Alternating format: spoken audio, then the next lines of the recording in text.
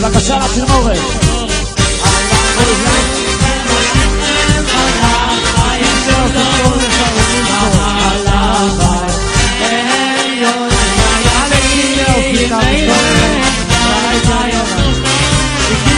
Todo el favorito de la raíz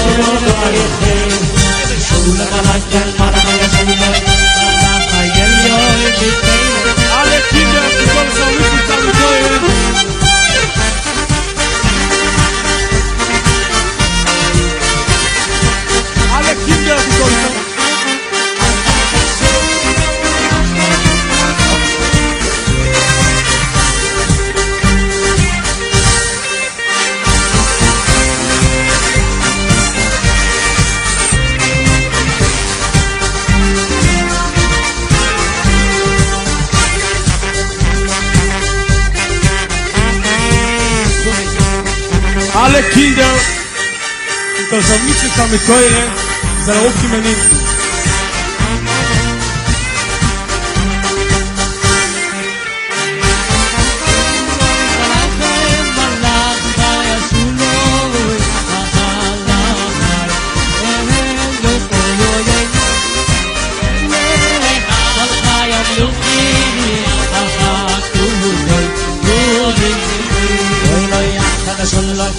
Shulloy, Malach, Elioy, Melech, Malchayam, Lufi, Akudan, Shubuchil, Shulloy, Malach, Shulloy, Malach, Elioy, Melech, Malchayam, Lufi, Akudan, Shubuchil, Ayay, Buyach, Shulloy, Malach, Shulloy, Malach, Elioy, Melech, Malchayam, Lufi,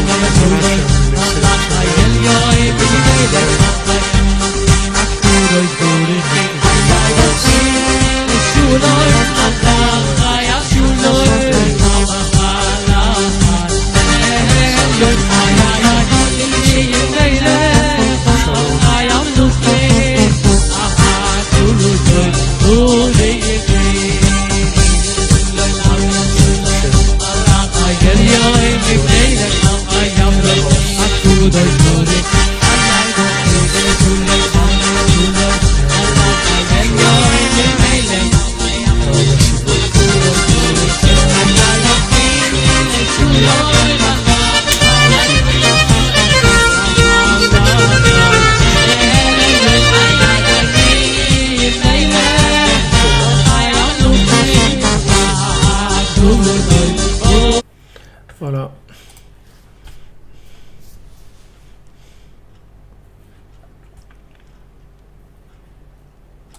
Normalement, on est bon là. Bezrat Hashem. Alors, je vous disais que des bonnes nouvelles. Bonjour à tous, à toutes, que des bonnes nouvelles. Bezrat Hashem, beaucoup de délivrance, beaucoup d'ouverture, de réussite dans tous les domaines. Bezrat Hashem. Cette semaine, c'est la Iloula de Rabbi Nathan, donc mardi. Et voilà, comme il a dit, avec ce qu'il a écrit de Rabbeinu, ça va réparer le monde entier. C'est là où ça se trouve, il faut pas se tromper d'où vont venir les solutions. C'est là où ça se passe, Bezrat Hashem.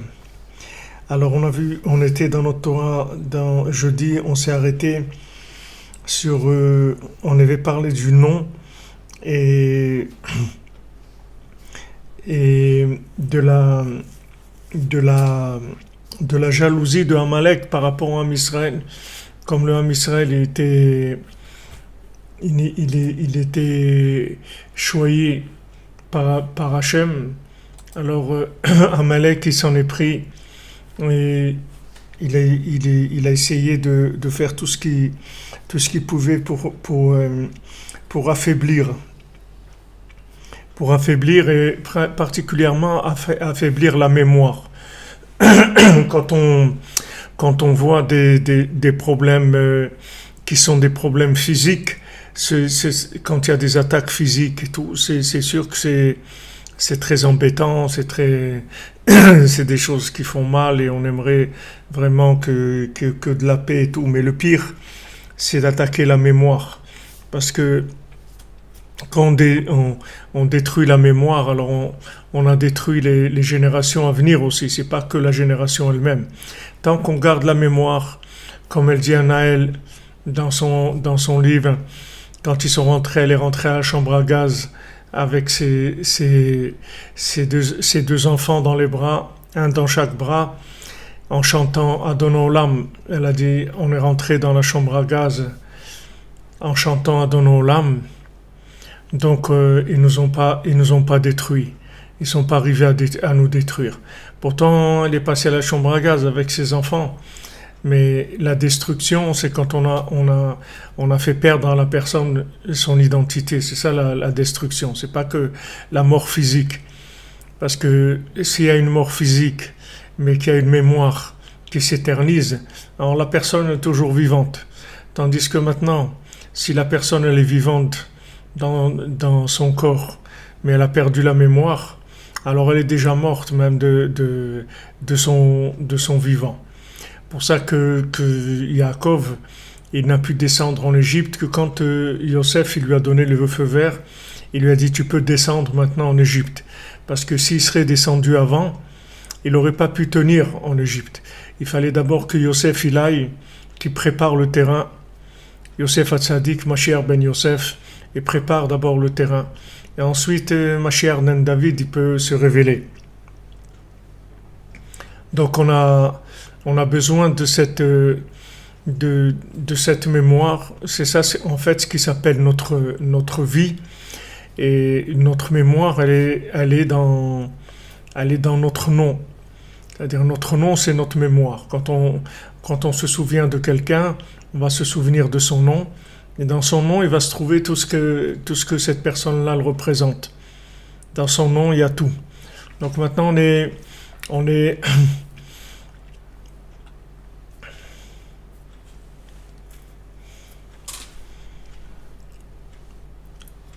on est dans une lutte entre, l'imagination et la réalité, si on veut, de la conscience.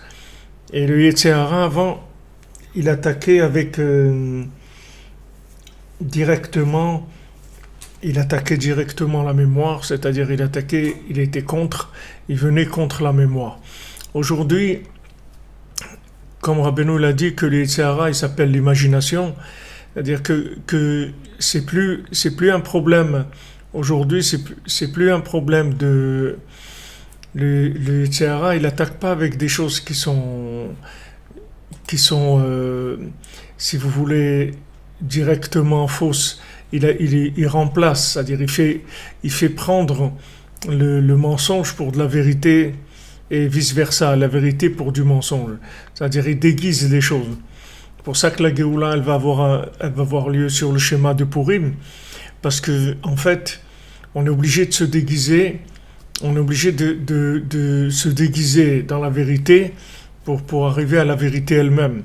C'est-à-dire qu'aujourd'hui, le Yetzirah, il vient avec des déguisements, c'est-à-dire il se présente soit comme étant la vérité, soit comme étant le mensonge, mais il utilise l'imagination. Donc la Géoula Harona sur le schéma de Purim, la dernière délivrance du troisième temple, il va venir sur le schéma de Purim, c'est-à-dire que les gens ils vont se déguiser dans la vérité pour arriver à la faire passer, comme le Bal Tfila. Vous voyez, le Bal Tfila, comme il avait rapporté notre ami la semaine dernière, et que le Bal Tfila, en fait, il était obligé de se déguiser. Il ne pouvait pas venir chez les gens de façon directe. Il était obligé de se déguiser, parce que s'il venait de façon directe, alors les gens, ils n'allaient pas le suivre. Les gens, ils allaient le rejeter. S'il venait s'il présentait la vérité comme elle est, c'est-à-dire comme elle est sans être adaptée à l'imagination des gens, alors elle va être rejetée.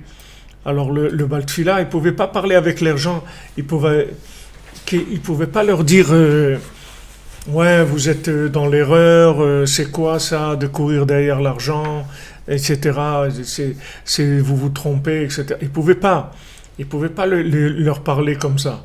C'est-à-dire, il pouvait pas se présenter comme étant le Bal Tfila et leur dire voilà, les amis, moi je suis le maître de prière, moi j'ai la maîtrise de la prière et je viens vous montrer que vous êtes dans l'erreur. Il ne pouvait pas se présenter comme ça, parce que si c'était présenté comme ça, il l'aurait tué, il aurait cherché à le tuer. Donc il était obligé d'habiller la vérité dans quelque chose qui puisse circuler dans le pays, c'est-à-dire dans quelque chose qui puisse être accepté par les gens. Et là où il n'avait pas besoin de se déguiser, ce qui est extraordinaire, c'est que vous voyez que le Bal Tfila, là où il n'avait pas besoin de se déguiser, c'est avec les gens les plus bas, les gens qui étaient dehors, et les gens qui étaient, comme on a vu, du Shevet Dan, les gens qui étaient rejetés, qui étaient complètement dehors. Alors avec ces gens-là, il n'avait pas besoin de se déguiser, parce que ces gens-là, ils sont tellement bas, que le fait qu'ils sont bas, ça leur a enlevé toute l'emprise de l'imagination.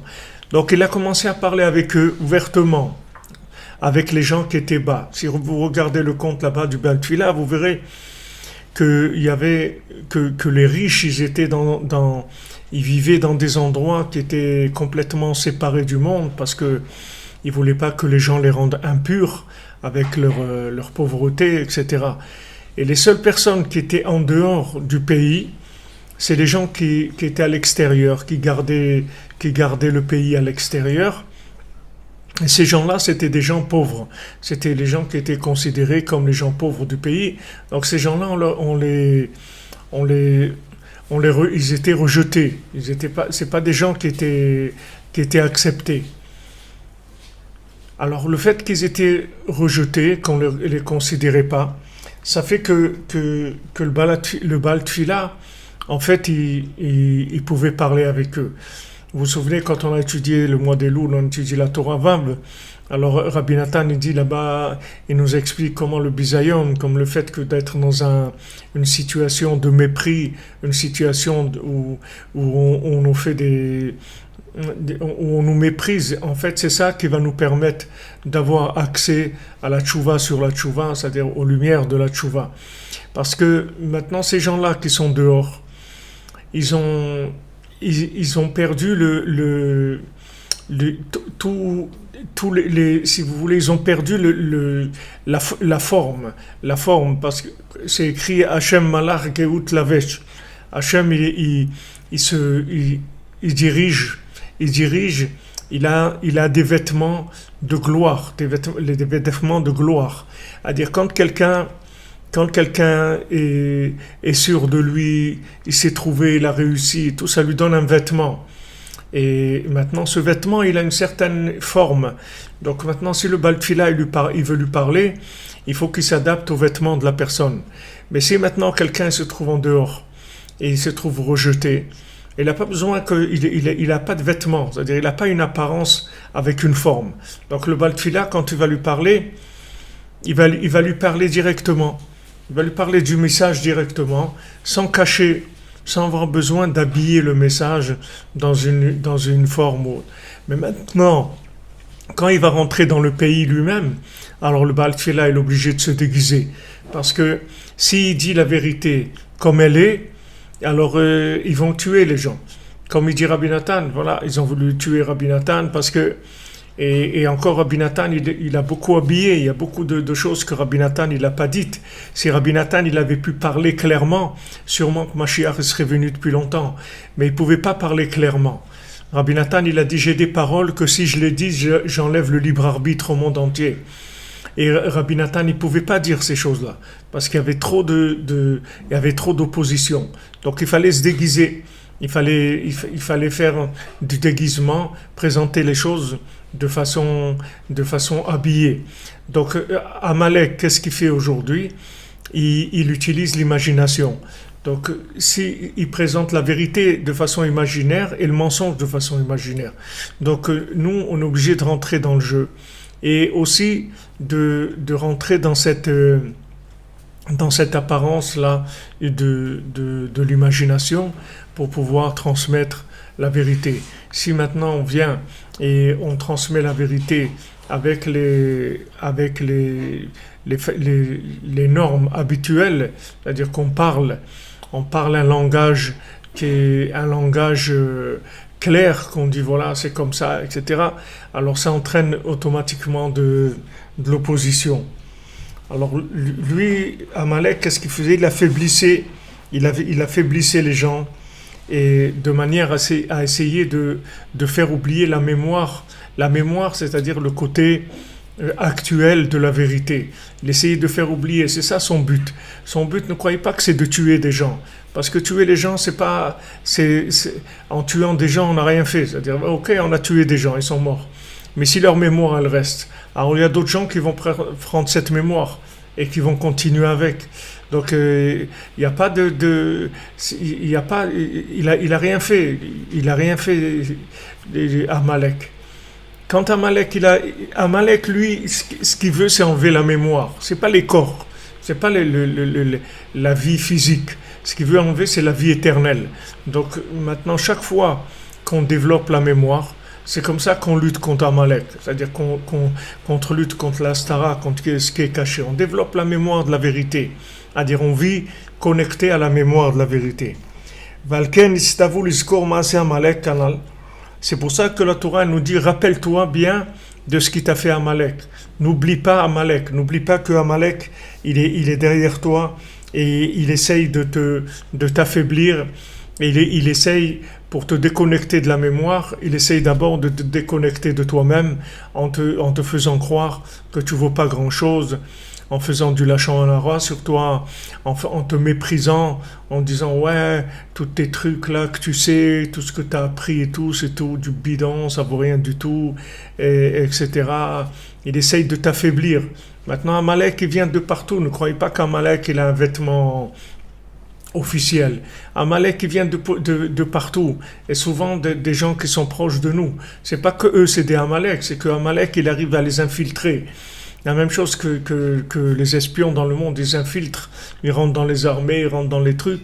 Dans les gens aussi, Amalek, il infiltre les gens. Il utilise les mauvaises midotes des gens pour les infiltrer. Et les plus grandes mauvaises midotes qu'il utilise, le plus, c'est la rigueur. Quand les gens ils sont rigoureux dans leur vérité, alors Amalek, il utilise leur rigueur pour affaiblir les gens. Eux, ils ont l'impression qu'ils sont que maintenant, parce qu'ils ont appris 3-4 trucs dans la Torah, ils croient que maintenant ils sont dépositaires de la conscience divine. Alors que il faut toujours savoir, comme Rabbeinu nous apprend, qu'on ne sait rien du tout. Voilà, on commence maintenant la semaine, on a passé Shabbat, on ne sait rien du tout, on ne sait absolument rien. Donc on commence à télécharger minute après minute de la conscience, de la connexion, de la connaissance, on ne sait rien. Et il y a des gens qui viennent, ils rentrent dans la Torah et commencent à apprendre des choses. Et ils commencent à croire qu'ils ont compris des choses. Et quand ils croient qu'ils ont compris, la première chose qu'ils font, c'est commencer à rejeter les autres et à juger les autres, à dire « Ouais, mais toi, tu es plein de trucs, tu as appris des bêtises, tu dis des bêtises, tout ça, la vérité, c'est ça, etc. » Alors, il faut savoir, bon, Hachem, que dans Breslev, Rabbeinu il nous a mis au pas tout de suite. Il nous a dit, il n'y a personne qui comprend rien de ce que je dis, juste Rabbi Nathan et Rav Naftali un petit peu et tout. Il y a mais personne qui peut dire, moi je comprends Rabbi Nachman, moi je comprends ci, moi je comprends ça. Donc du moment où quelqu'un il sait qu'il comprend rien, comme Rabbeinu l'a dit à Rav Naftali, quand Rav Naftali lui a dit, il lui a dit, moi, pourquoi vous parlez avec des gens de la rue, avec les gens éloignés? Et Rabbeinu lui a dit, et pourquoi je parle avec vous? Tu t'es pas posé la question pourquoi je parle avec vous? Et il a dit, vous êtes comme une plume sur un vêtement. Je vous souffle, je vous envoie au bout du monde.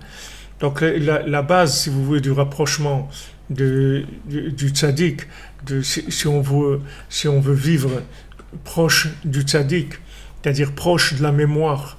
Et il faut savoir que on est amnésique, parce que si on croit qu'on a un disque dur, on a stocké des choses, comme ça s'appelle le disque dur. Pourquoi ça s'appelle le disque dur?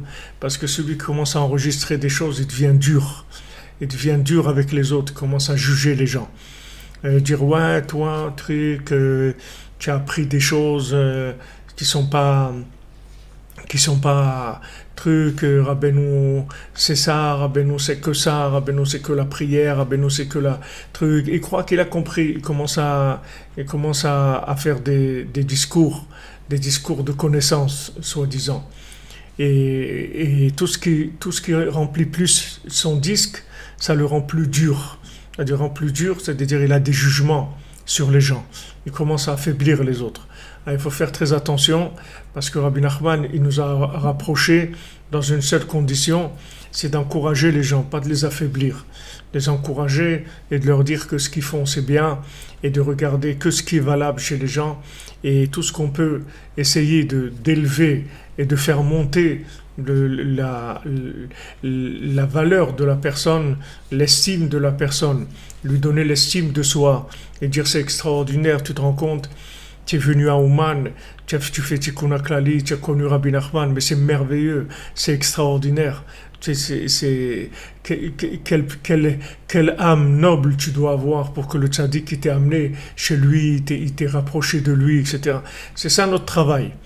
Mais quand les gens ils pensent qu'ils ont compris des choses, alors ils se fabriquent un référentiel, et ce référentiel, il faut que vous sachiez qu'il est complètement médoumian. Ce référentiel, c'est de l'imagination totale, parce que il y a personne qui peut attraper le tzaddik et dire moi je sais. Il y a personne qui sait. Regardez Yosef, tout ce qu'il a dû faire pour les amener à tous à reconnaître qu'ils savaient rien du tout. Regardez tout ce qu'il a dû faire. Alors qu'au départ, quand il leur a raconté ses rêves, ça suffisait pour qu'ils reconnaissent la vérité s'ils avaient un peu de doute sur leur connaissance. Mais comme ils n'avaient pas de doute sur leur connaissance, ils ont dit non, mais c'est quoi ce qu'il raconte celui-là, etc. Il raconte quoi ce bonhomme-là? Il est venu quoi? Ce petit genou-là, il est venu commencer maintenant à nous dire des trucs, etc. Et voilà, ils ont voulu le tuer parce qu'il leur a dit la vérité. Il leur a dit de la vérité. Donc maintenant, il a compris leur problème. Il est allé en Égypte. C'est-à-dire, il leur a préparé une descente. Il leur a préparé la descente. Parce qu'il dit, ces gens-là, si je les laisse comme ça, ils vont détruire le monde. Déjà, ils ont été à Shrem et Shimon et Lévi, ils ont tué tout le monde là-bas. Et d'ici maintenant, je les laisse. Ils vont détruire l'humanité avec soi-disant leur vérité. Donc maintenant, il leur a préparé une descente en Égypte. Il a été lui-même en Égypte, il a préparé le terrain et après, il les a fait descendre. Il les a fait descendre un après l'autre avec toutes les questions qui se sont posées et tous les doutes qu'ils avaient sur eux-mêmes, sur leur comportement, etc. Il les a fait descendre, il a préparé bien le terrain. Et une fois qu'ils sont descendus en Égypte, ils ont pu commencer la réparation. La première réparation, c'est de savoir qu'ils s'étaient trompés et qu'ils ne savaient rien du tout et qu'ils n'avaient pas du tout reconnu Yosef dans ce qu'il représentait. Qu'ils ne savaient pas du tout que c'était leur frère. Ils ont vu un petit frère, un petit jeune comme ça, de 16 ans, 17 ans à la maison, qui racontait des rêves, alors que c'était la lumière du monde, c'était la connexion avec l'infini, c'était l'homme divin, l'homme de Dieu sur terre. C'était Isha Elohim, l'homme de Dieu sur terre. Alors une fois que maintenant il a compris qu'il ne pouvait pas leur parler au niveau où ils étaient, parce qu'ils pensaient qu'ils avaient compris des choses. Donc il a été obligé de les faire descendre en Égypte. Une fois qu'ils sont descendus en Égypte et qu'ils sont passés par l'esclavage et par la souffrance, etc., après ils ont dit, ok, on voit qu'on n'a rien compris, on ne sait rien du tout. Donc qu'est-ce qu'on peut apprendre? Il dit, on va vous donner la Torah. Vous allez voir, on va vous donner la Torah. Mais il a fallu qu'ils passent par ce lavage-là de cerveau, ce lavage de connaissances. Alors plus les gens ils enregistrent des connaissances, plus ils utilisent ces connaissances pour juger les autres, pour en fait éloigner les autres. Et si Rabbeinu nous a rapprochés, c'est sûrement pas pour qu'on éloigne qui que ce soit, qu'on fasse du mal à qui que ce soit, parce que plus on a de la Torah, plus on peut faire du mal aux gens. Donc il faut faire attention d'utiliser la Torah que pour encourager, c'est tout, pas pour autre chose. Maintenant, si quelqu'un il a envie de se juger sur ce qu'il fait et tout, c'est son problème. Il va faire Idbo des doutes, il va parler avec Hachem. Le problème de ses défauts, c'est entre lui et Hachem, c'est tout. C'est pas entre lui et moi. Entre lui et moi, il n'y a pas de problème. Moi, je suis là que pour l'aider à avoir l'estime de lui-même et investir tout ce que je peux investir en lui pour l'aider à réussir.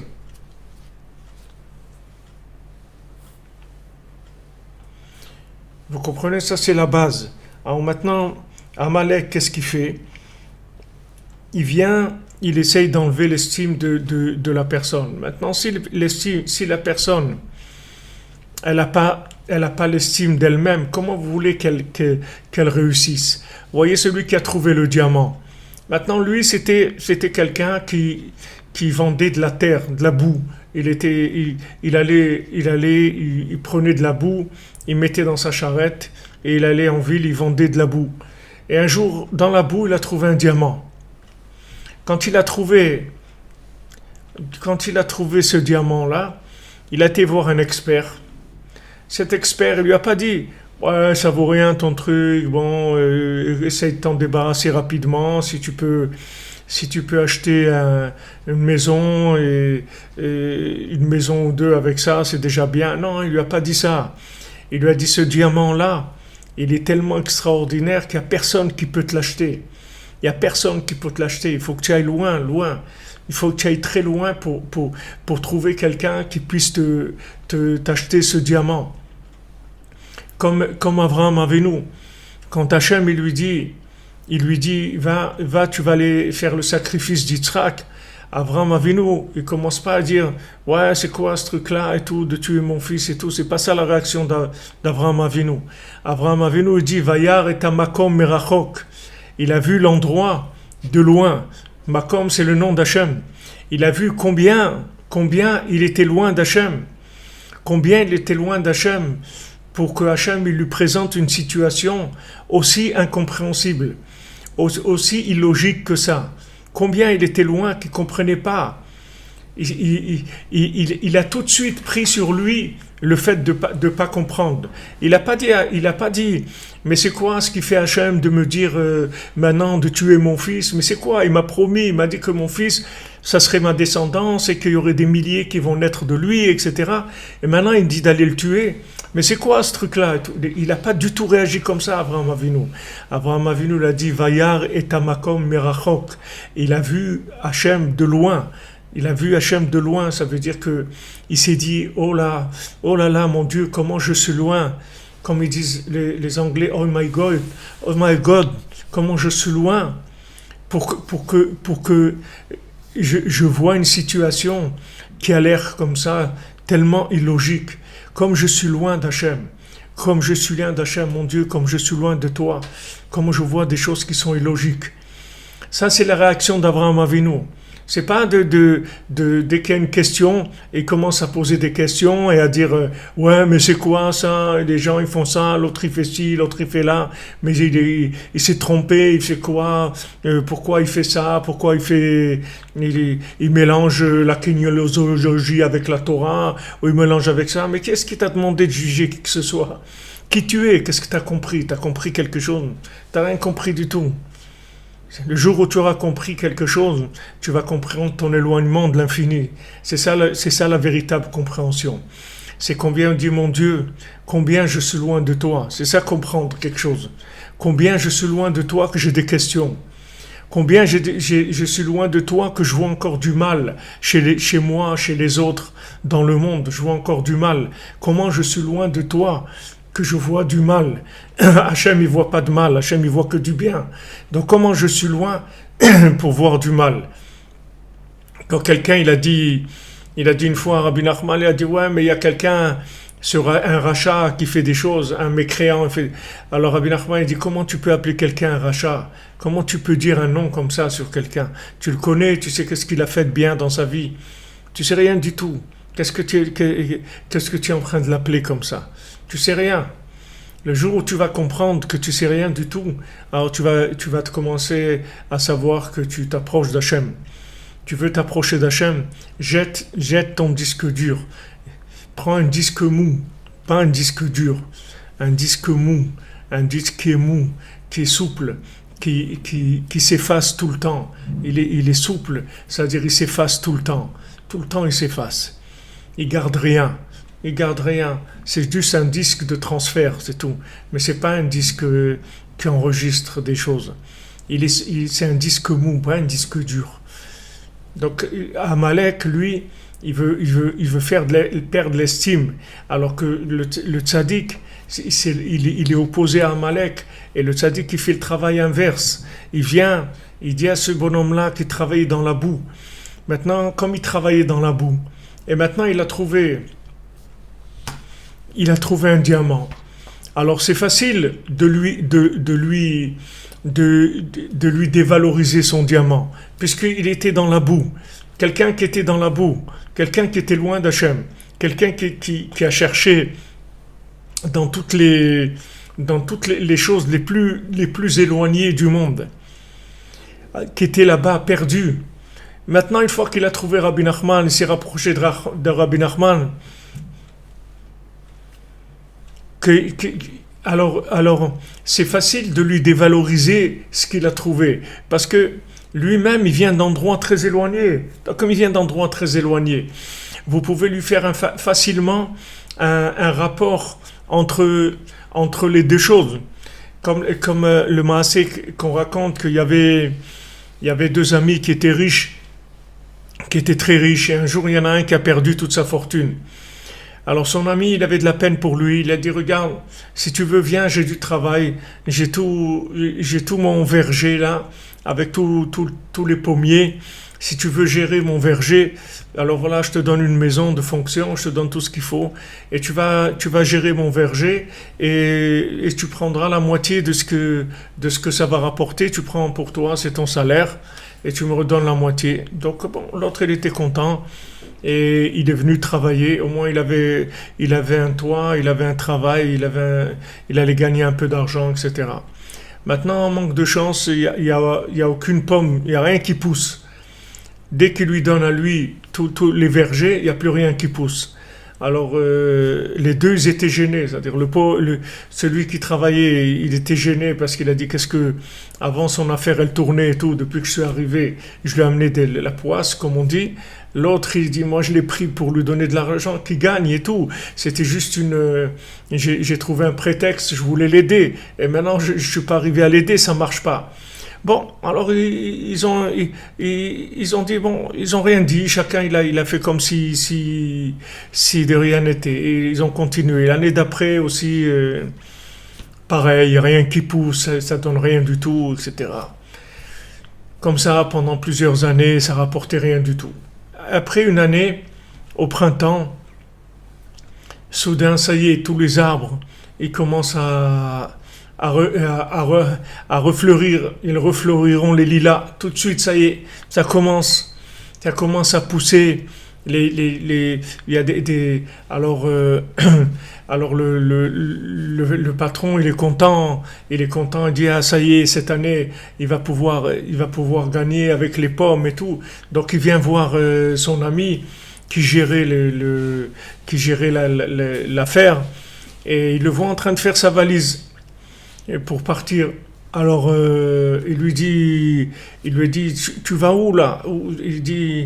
Il dit, ben je m'en vais. Il dit, mais attends, mais ça fait des années que tu es là, il n'y a rien qui pousse. Maintenant que ça prend, que ça y est, qu'il va y avoir des pommes, ça y est, tu pars, mais c'est quoi? Maintenant tu vas recevoir le fruit de ton travail, etc. Et il dit, regarde, pendant toutes ces années-là, j'ai compris que mon mazal, ma chance, elle était en bas, par terre complètement. Maintenant que ma chance, elle est remontée, tu crois que maintenant je vais passer ma chance à vendre des pommes? Maintenant je vais aller faire du business, je vais aller, ça y est, ça s'est ouvert. Je vais pas rester dans les pommes.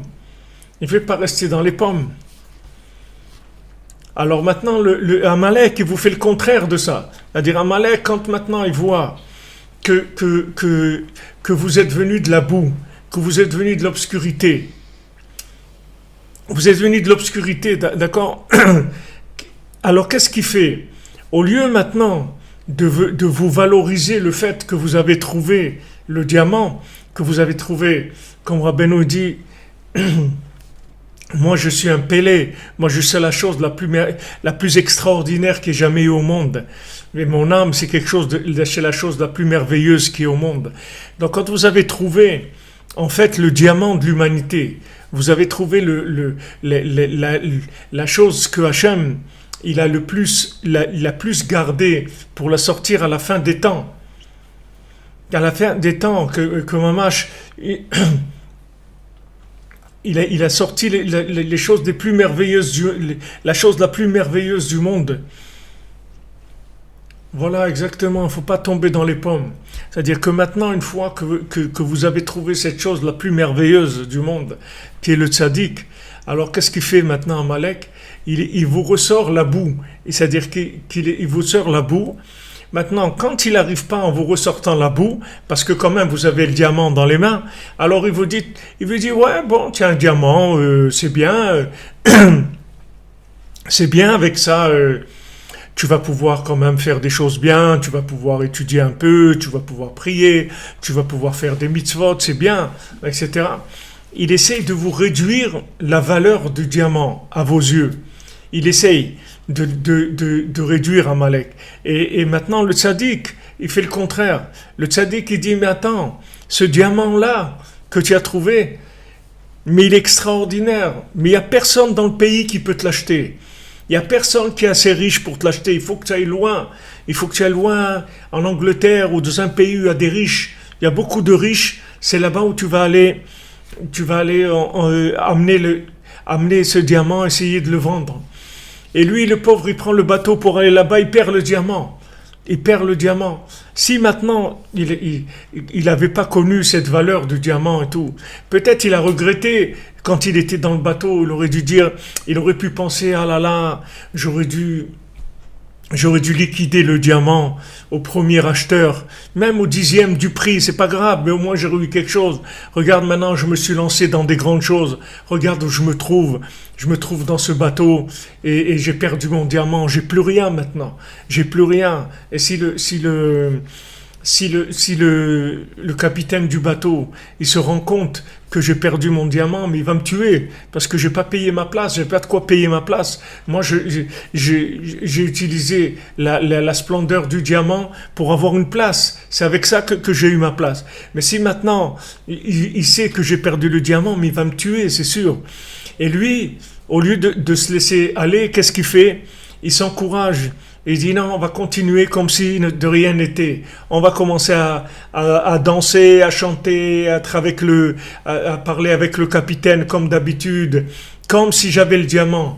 Exactement comme si tu avais le diamant. Tu ne changes rien du tout. Alors il continue. Et après, le capitaine, il lui propose cette affaire-là, de mettre toute la marchandise du bateau à son nom, parce qu'il avait peur pour la douane en arrivant, etc. Et après qu'il lui ait donné une reconnaissance que tout ce qu'il y avait dans le bateau lui appartenait, et le capitaine il meurt, et lui il récupère toute la richesse qu'il y avait dans le bateau, encore plus que le diamant, beaucoup plus que le diamant qu'il avait. Mais regardez par quoi il est passé, comment il fallait se renforcer. Même qu'il a trouvé le diamant, maintenant il a perdu. Alors Amalek qui vient, il essaye de vous dire que vous avez perdu le diamant.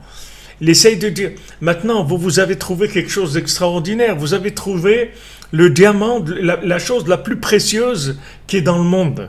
Comme dans l'infirme, il rampe, il n'a pas de quoi manger, ses jambes, elles marchent pas, il est paralysé pratiquement des jambes, il tient pas debout, il rampe jusqu'à qu'il trouve ce diamant extraordinaire, cette pierre précieuse qu'il amène là, à l'endroit où la lune et le soleil se rencontrent. Alors ce monsieur-là, avant il était dans la boue, maintenant il a trouvé le diamant. Alors qu'est-ce qu'essaye de faire Amalek? Il essaye de dévaloriser le diamant pour pas qu'il aille chercher trop loin. Il dit non, mais tu sais, contente-toi déjà de quelque chose de moyen. Qu'est-ce que tu vas aller chercher des grandes choses? Qu'est-ce que tu vas écouter Ravifra et te dire de te lever à Khatsot et tout? Mais qu'est-ce que tu vas faire des trucs comme ça? Fais des petites choses simples déjà, fais bien Shabbat, fais des choses et tout. Qu'est-ce que tu vas rentrer dans ces trucs-là? Rabbeinu il dit non. Rabbeinu il dit je veux faire de vous des tzadikim comme il n'y a jamais eu dans le monde. Voilà ce qu'il veut faire Rabbeinu de nous. Rabbeinu il voit loin pour nous. Rabbeinu il veut pas faire de nous des gens qui vont vendre leurs diamants au 10e du prix. Non. Rabbeinu il dit vas-y, va dans les pays lointains, va dans la profondeur de la Torah, va dans la profondeur de la prière, de Chatzot, des tzadikim, connecte-toi avec Yaakov, avec Rachel, avec Léa, avec tous ces niveaux-là, rentre là-bas, parce que tu as un diamant, je t'ai donné un diamant. Ce diamant, il peut t'amener dans les niveaux les plus élevés. Ne te laisse pas dévaloriser ton diamant. Donc maintenant, quand Amalek il voit qu'il n'arrive pas à me dévaloriser mon diamant, qu'est-ce qu'il fait? Il me le fait perdre le diamant. Alors voilà, je tombe, je me retrouve dans la boue comme j'étais avant.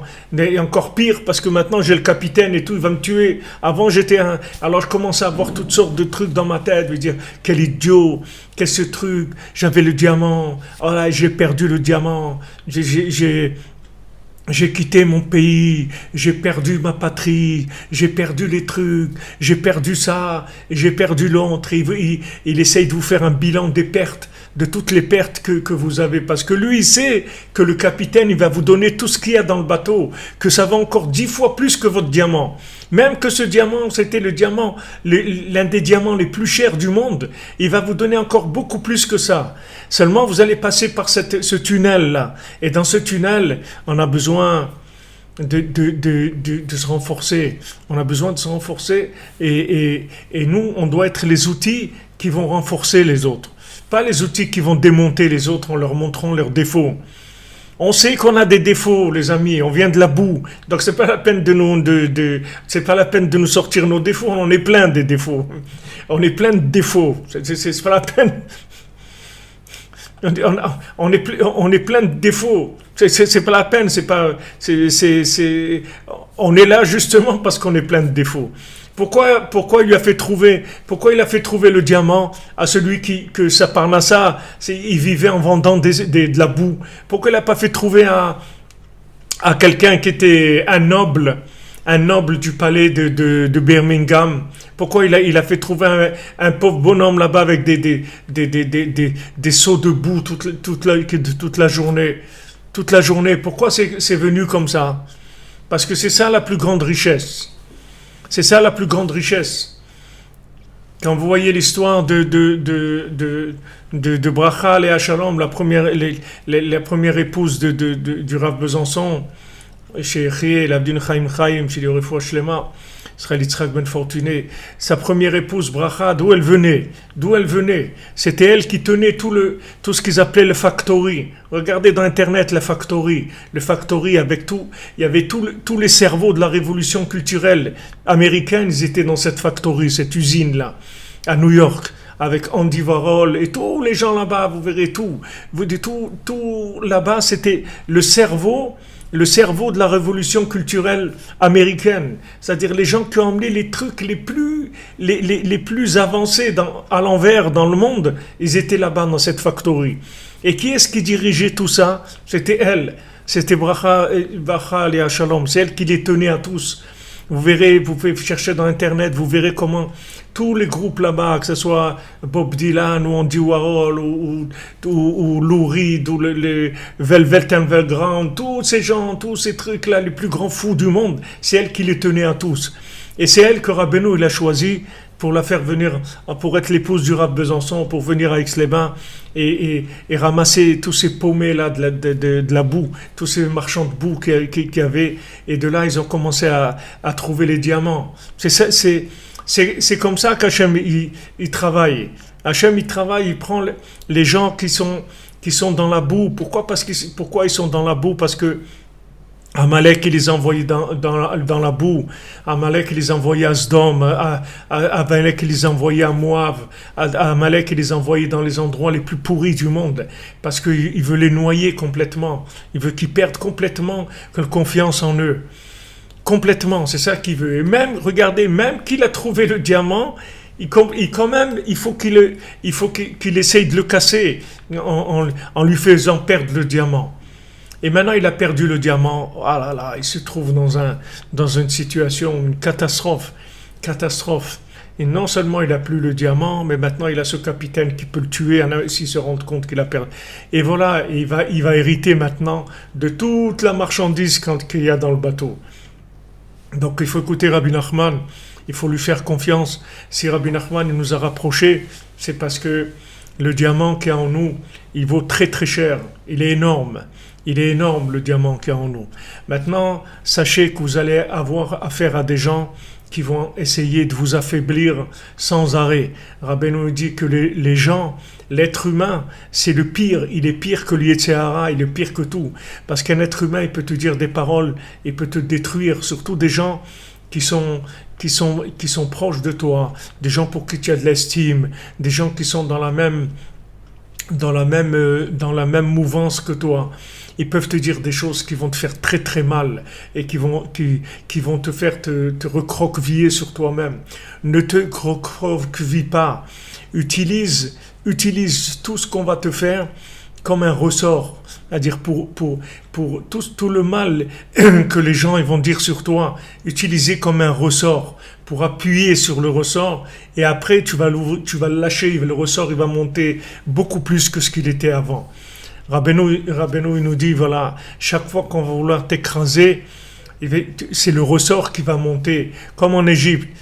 Quand Paro il a commencé à voir la dimension qui prenait les Shvatim, quand ils sont venus, ils étaient 70, maintenant ils sont des millions. Mais il a dit on peut pas les laisser continuer, il faut faire quelque chose, etc. Et il dit, plus il voulait leur faire de mal, et plus ils se multipliaient. Plus ils voulaient faire du mal, et plus ils se multipliaient. Parce qu'ils avaient compris le ressort. Ils avaient compris que le ressort, quand on l'écrase, il va monter encore plus. Si tu le laisses tranquille, c'est un morceau de fer. Mais si tu l'écrases, ça devient un ressort. Ça devient un tremplin. Il va monter beaucoup plus haut. Donc ne vous laissez pas avoir par ces flux de Amalek. Ces flux de Amalek qui se déguisent dans tout le monde, les amis. Ce flux de Amalek qui se déguise dans tout le monde.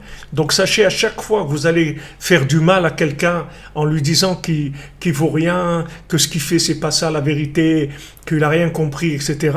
Sachez que c'est Amalek qui savait que vous êtes agent d'Amalek. Vous devenez agent de Amalek. Si vous voulez être l'agent de Rabbi Nachman, c'est que d'encourager les gens. On sait qu'on a du mal en nous. On le sait, vous n'avez pas besoin de nous le dire. On le sait très bien, les amis. On sait tous qu'on est tous ici. On sait tous qu'on a des problèmes. Sinon, on ne serait pas là, de toute façon. Donc, on sait qu'on est tous, on vient de la boue et on vendait de la boue et on n'a pas de problème avec ça.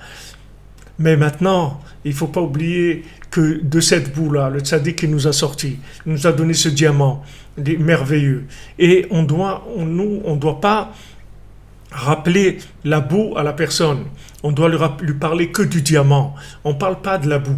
On ne dit pas à ce monsieur, ouais, mais toi, de toute façon, avant, tu étais un marchand de boue, tu nous as mis de la boue là, de là où tu venais, etc. On ne doit pas parler de ça. Nous, on doit parler que du bien, c'est tout. On dit à la personne, tu es extraordinaire, c'est merveilleux. Mais comment tu as fait pour arriver chez Rabbi Nachman? Comme Rabbi Nachman lui-même, il a dit, il va arriver un moment dans le monde où les gens ils vont dire, mais comment tu as fait pour découvrir Rabbi Nachman? Et raconte-moi comment tu as fait pour découvrir Rabbi Nachman. Raconte-moi. Comment t'es arrivé à ça? Qu'est-ce qu'il y a eu? Il y avait, quand je vous disais, Bracha Alea Shalom, ils étaient ce groupe-là qui s'appelle le Factory. Ils étaient à New York dans un endroit où ils ont été passer un week-end. Et à côté de cet endroit-là, il y avait un camp des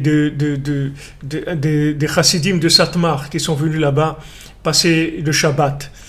Et là-bas, il y avait Madame Blo, Alea Shalom.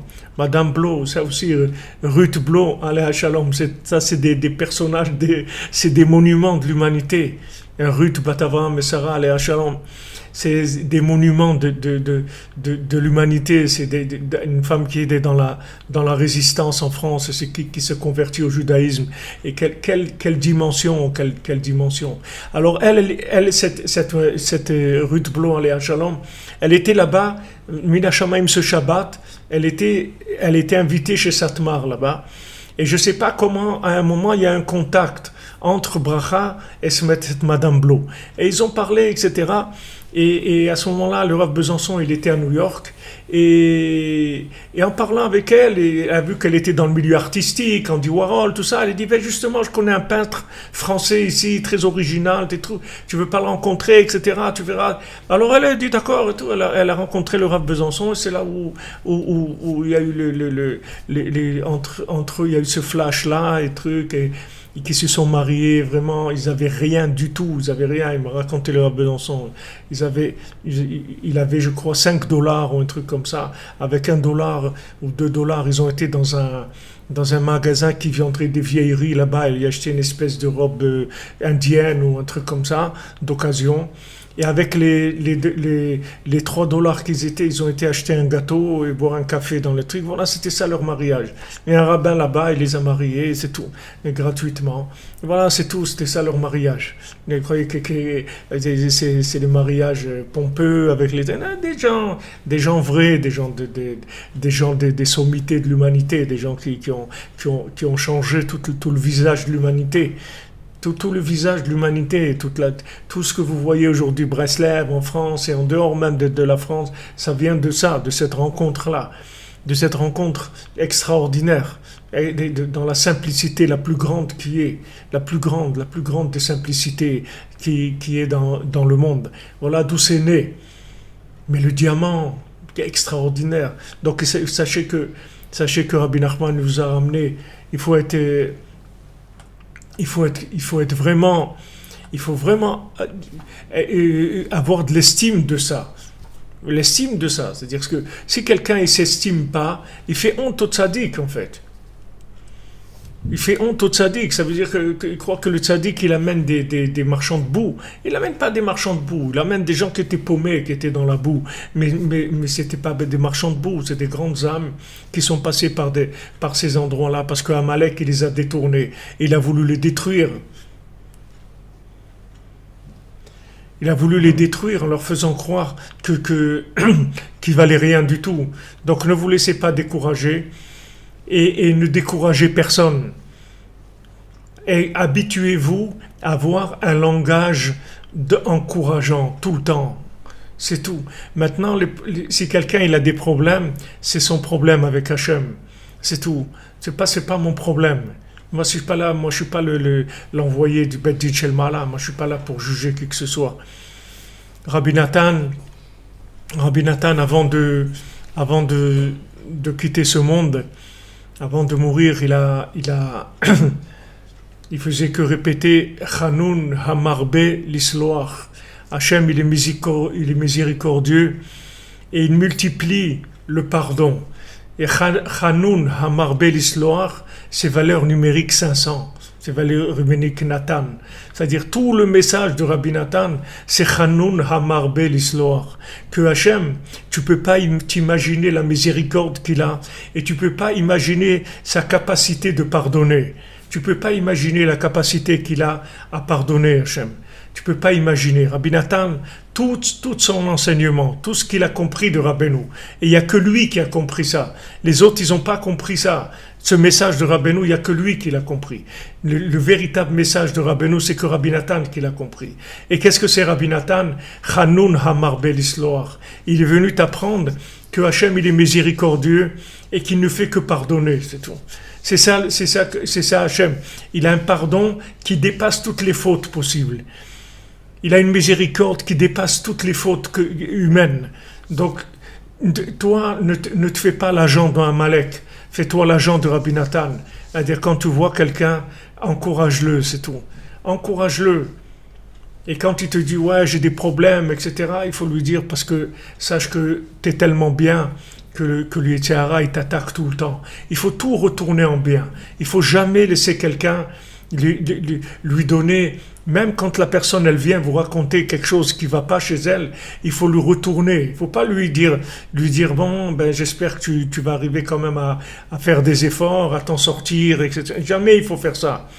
Jamais il faut faire ça, parce que la personne elle-même, elle peut être prise par des souffles de Amalek et commencer à se démonter elle-même à vos yeux et de vous dire « Ouais, mais de toute façon, moi je fais tellement de bêtises et tout. » Il ne faut pas laisser la personne, même si quelqu'un vous parle comme ça, vous devez lui retourner. Il dit « Mais tu ne fais pas des bêtises, c'est Amalek qui t'attaque.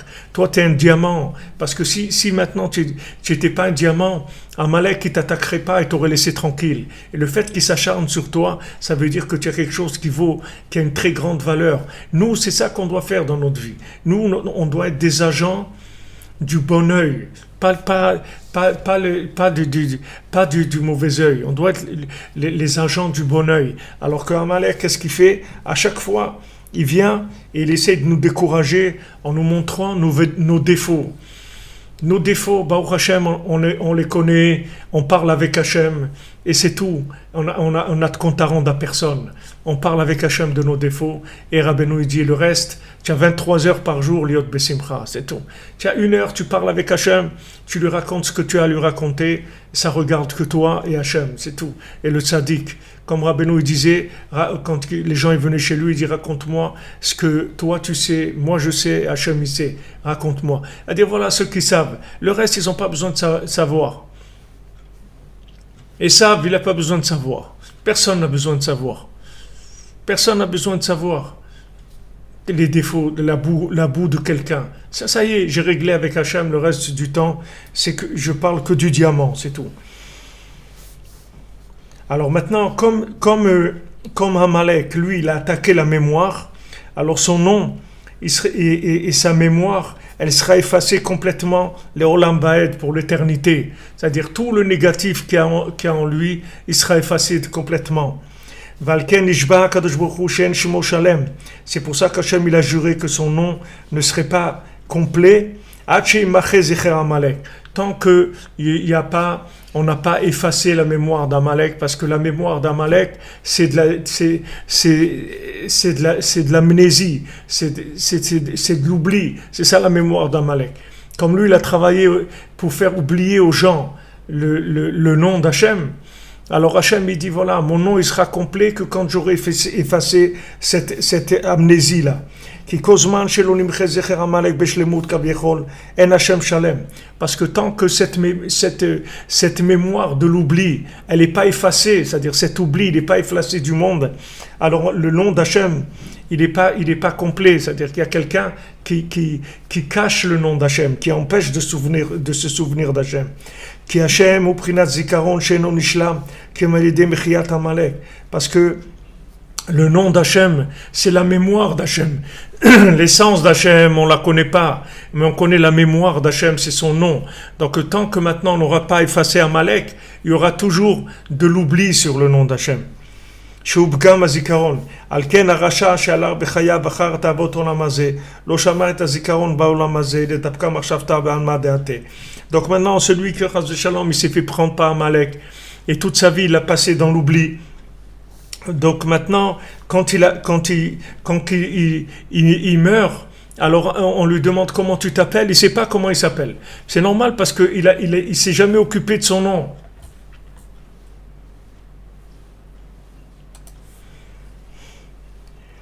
Il ne s'est jamais occupé de son nom à lui, c'est-à-dire de sa mémoire.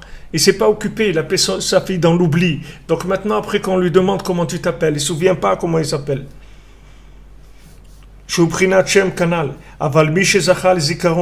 Mais celui qui s'est attaché dans sa vie à la mémoire, et qu'il a passé sa vie à essayer de se souvenir le maximum de l'autre monde, c'est-à-dire il s'est dit qu'est-ce qui va se passer avec moi après, je vais m'occuper de la suite, pas de maintenant, je vais m'occuper du côté éternel de ma vie, pas du côté momentané de ma vie. Et sa pensée, il attachait tout le temps ça à l'autre monde. Avec ça, son nom et sa mémoire, elle restera dans les générations à venir. Et quand il va quitter ce monde et que le tribunal en haut il va lui demander comment tu t'appelles, il va connaître son nom. Il va connaître son nom parce que c'est investi toute sa vie dans la mémoire. Parce que de son vivant, il a eu la mémoire de l'autre monde. Parce que le nom de quelqu'un, c'est la mémoire de son but sur terre. C'est-à-dire toute sa vie, elle se trouve dans son nom. Comme Hachem dit, ça c'est mon nom et ça c'est ma mémoire pour les générations, de génération en génération. Donc Hachem lui-même, il dit voilà, mon nom c'est ma mémoire de génération en génération. Et ça c'est pour chacun individuellement, c'est-à-dire le nom de quelqu'un, c'est la mémoire qu'il a laissée dans ce monde.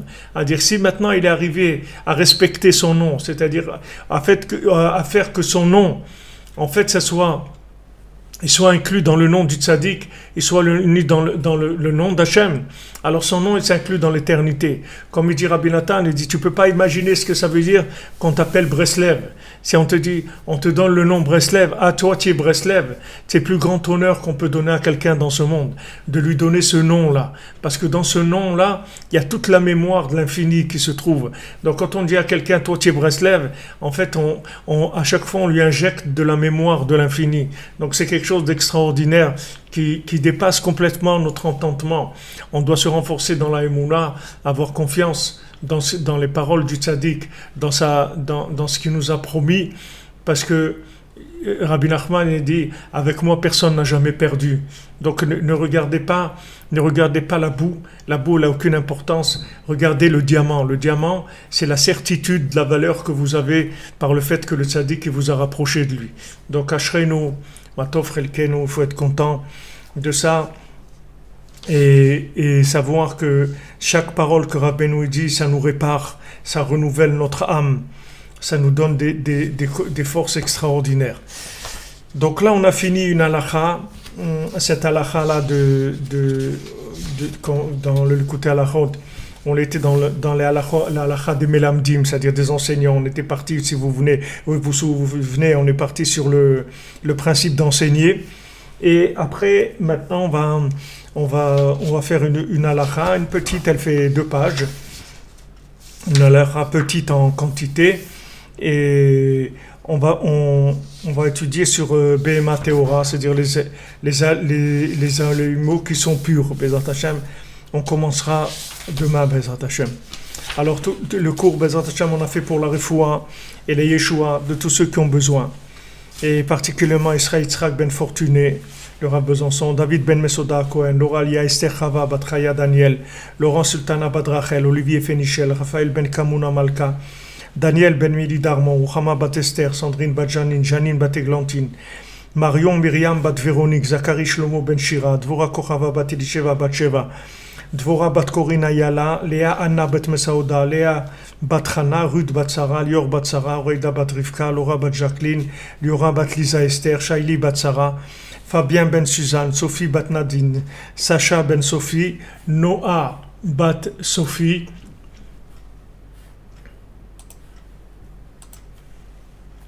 Yosef ben Esther, Serah Chaya bat Esther, Uchama bat Esther, Elisha ben Esther, Léa bat Esther, Yael ben Simi, Batsheva bat Esther, Roslin Shushana bat Lilian Rachel, Rachamim ben Ruth, Zipora bat Chaya Kamra, Rekia bat Rachma, Rebecca Daniel bat Yvette Esther Rachel, Shirael bat Rachel, Shalom ben Moshe ben Shabbat, Simon Gershon bat Israël, Itamar ben Helen Dalia, Esther bat Tata, Jonathan Yehuda ben Bettina Simcha, Irène bat Rachel, Simcha, Janine Juliette bat Jemul Kochaba, Aviv ben Tzaala, Geoula bat Rachel, Rachel bat Anne-Marie, Jacob ben Avraham, Shimon ben Brigitte Zohar, Jonathan Yitzhak, David ben Marlène Malka, Yosef Yitzhak Nachman ben Emuna, Rachel bat Sarah, Jacob ben Mikael, Lisa Emuna bat Rina, Aurélie Chava Huguette bat Mishin Rachel Rose, Bruno Michael ben Nelika Missa, Evelyn Chava bat Denise, Jonathan Shemama, Yohan ben Mireille, Ejder bat Fatma, Théo ben Fatma, Eli ben Isa, Angeline Myriam bat Pascal Zora, Alain ben Dora Meyer, Viviane bat Émilie, Georgette bat Arthur, Didier Emmanuel ben Zbersa, Trinza bat Atersa,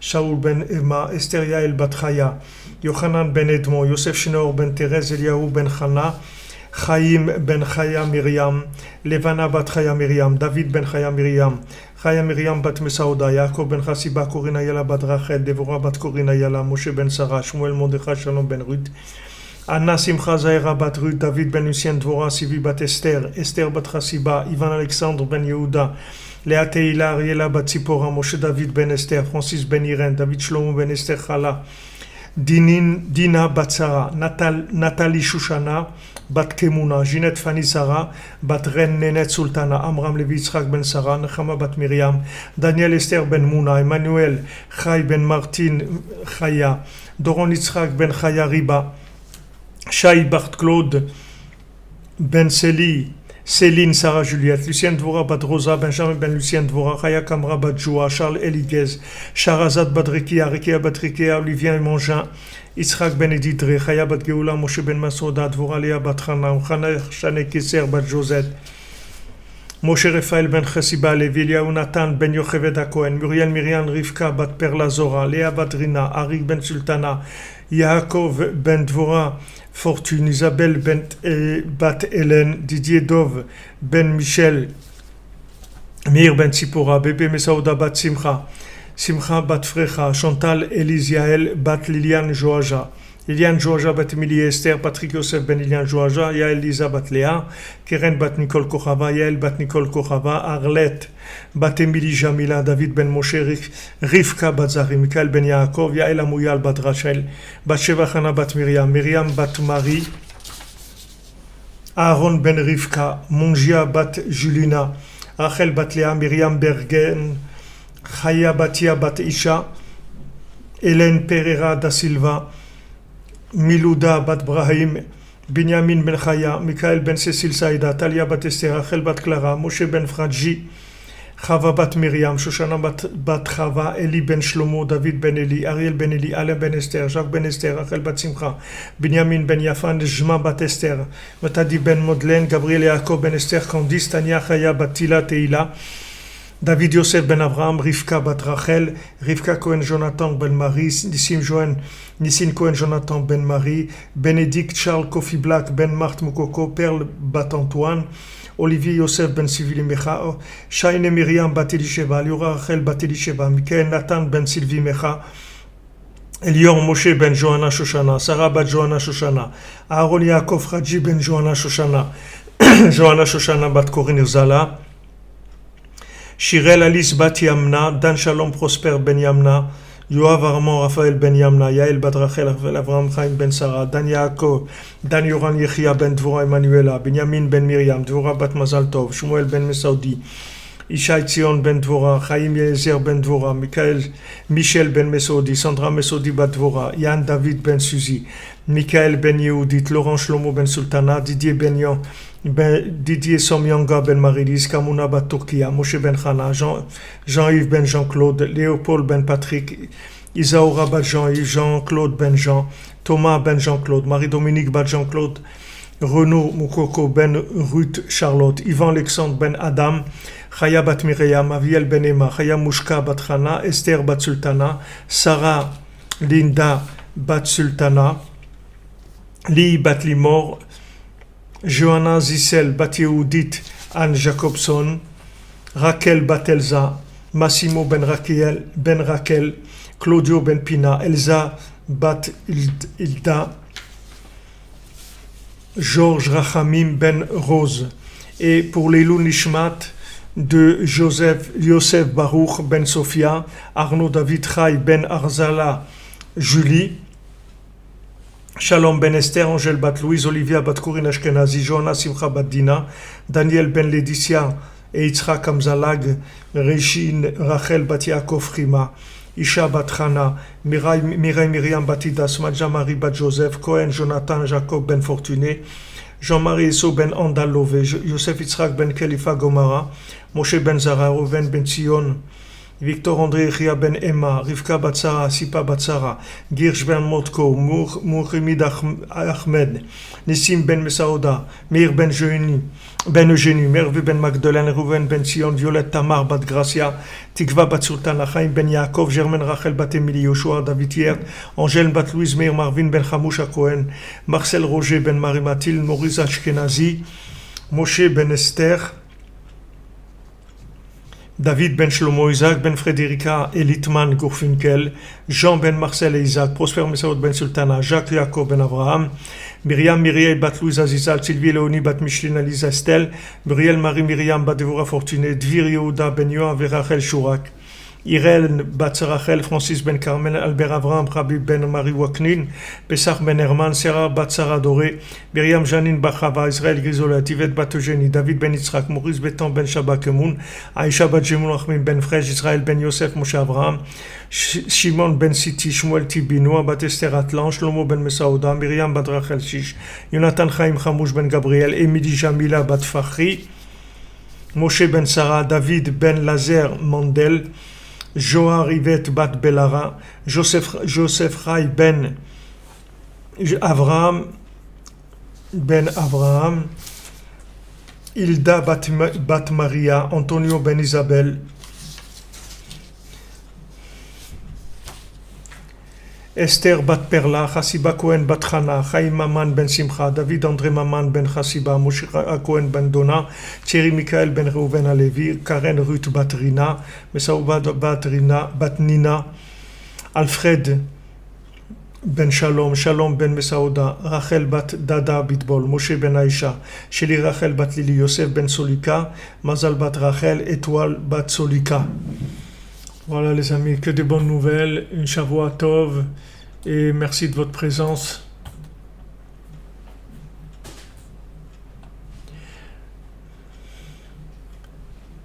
Ilon Lishmat Shimon ben Chaim. Shimon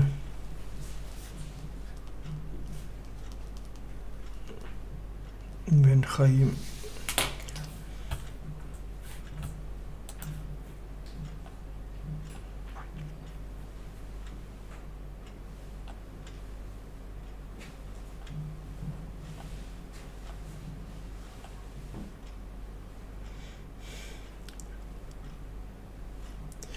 Josiane Cohen Ben et Bat Njima. Josiane Cohen.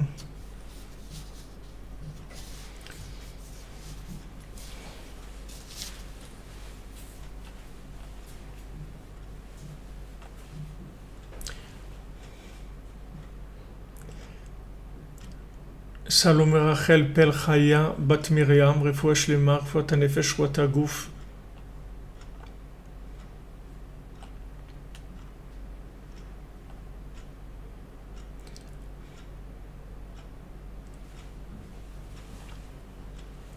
Merci pour vos brachot à tous et merci de nous soutenir, nous aider.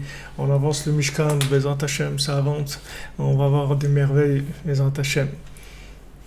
Grâce à votre participation, que Rabbeinu, il a choisi chacune pour construire son Mishkan. Il veut ces gens-là, il veut les gens de la boue qui ont trouvé les diamants. C'est ça qu'il veut. C'est ça qu'il veut Rabbeinu. C'est ça qu'il aime. C'est avec ça qu'il va construire les plus grandes merveilles du monde. Bezrat Hashem, Be'atzlacha, les amis, merci pour tout.